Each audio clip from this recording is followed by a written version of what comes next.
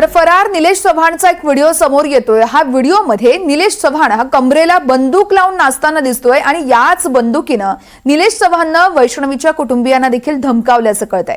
वैष्णवीच्या बाळाला घेण्यासाठी तिचे वडील आणि काका निलेश चव्हाणच्या घरी गेले होते।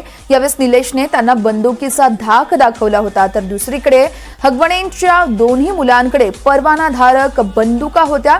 दोघेही गावात बंदुका घेऊन फिरायचे असा दावा यावेळेस गावकरी करतात। त्यामुळे पुणे पोलीस आणि जिल्हा प्रशासनावर मोठं प्रश्नचिन्ह निर्माण झालंय।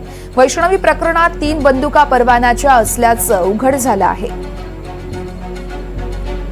दरम्यान निलेश चव्हाण याला जालिंदर सुपेकर यांनीच बंदुकीचा परवाना दिल्याचा दावा दमानिया करतायत। त्याबद्दल पुरावे असल्याचं देखील दमानियांनी बोलून दाखवलंय। मी आताच जसं म्हटलं की या तिघांनाही परवाने माझ्या माहितीप्रमाणे आणि अतिशय चांगल्या सोर्सेसमधनं मला माहिती मिळाली की फक्त निलेश चव्हाणलाच सुपेकरांनी नाही तर शशांक आणि सुशीलला बंदुकीचा परवाना हा सुपेकरांनी दिला होता।